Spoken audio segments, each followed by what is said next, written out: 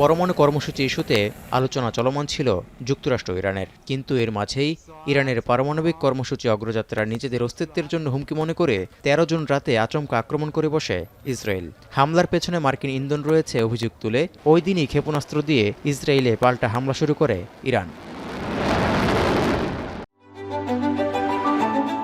Hire Google TV, endless color, smart living. প্রায় ২,০০০ kilometre দূর থেকে ছোড়া ইরানের ক্ষেপণাস্ত্রের আঘাতে ধ্বংসস্তূপে পরিণত হতে শুরু করে দখলকৃত ইসরায়েলি ভূখণ্ডের বিমানবন্দর, পারমাণবিক গবেষণা কেন্দ্র সহ গুরুত্বপূর্ণ সব স্থাপনা। এরপর ২১ জুন লড়াই দৃশ্যপটে সরাসরি যুক্ত হয় যুক্তরাষ্ট্র।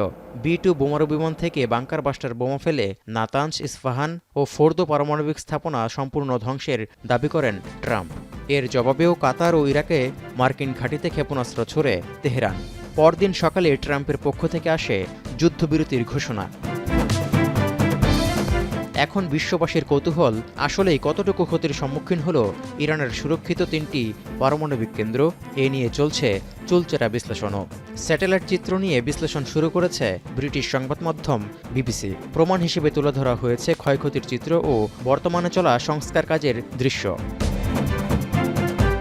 যুক্তরাষ্ট্রের হামলার পর নাতানজে ২২ জুন তোলা ছবিতে বেশ কিছু ক্ষয়ক্ষতির চিহ্ন ও একাধিক পোড়ার দাগ তুলে ধরা হয়। আর ২৪ জুন তোলা নতুন ছবিতে দেখা যায় দুদিন আগে দেখা গর্তগুলো ঢেকে দেয়া হয়েছে, যা ইঙ্গিত দেয় ক্ষয়ক্ষতির পর শুরু হয়েছে সংস্কার কাজ।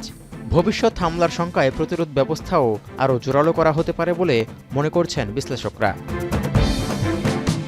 ইউরেনিয়াম রূপান্তর কেন্দ্র ইস্পাহানের তোলা স্যাটেলাইট চিত্রে দেখা যাচ্ছে মাটির নিচে থাকা স্থাপনাটির উপর ক্ষয়ক্ষতি হয়েছে ও পোড়া দাগও রয়েছে।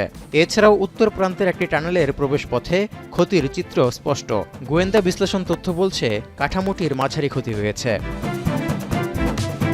৩০০ ফুটের বেশি মাটির নিচে হওয়া সুরক্ষার কারণে আন্তর্জাতিক মহলে বিশেষভাবে আলোচিত ফোর্দো পারমাণবিক কেন্দ্র। তবে স্যাটেলাইটের ছবিতে দেখা যায় হামলায় স্থাপনাটির উত্তরে থাকা একটি ইনস্টলেশন সম্পূর্ণ ধ্বংস হয়ে গেছে, তবে মূল স্থাপনার কিছুই হয়নি। বিশ্লেষকদের মতে মূলত প্রবেশপথ ও সংযোগ সড়ক ধ্বংসের মাধ্যমে মেরামত বা পুনর্গঠন প্রচেষ্টাকে দীর্ঘায়িতভাবে ব্যাহত করার কৌশল নিয়ে হামলা চালিয়েছে যুক্তরাষ্ট্র ও ইসরায়েল।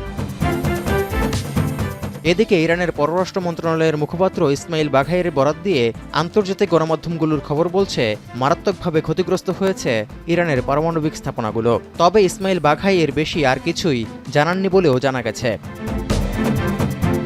তৌহিদুর রহমান, এখন বিশ্ব।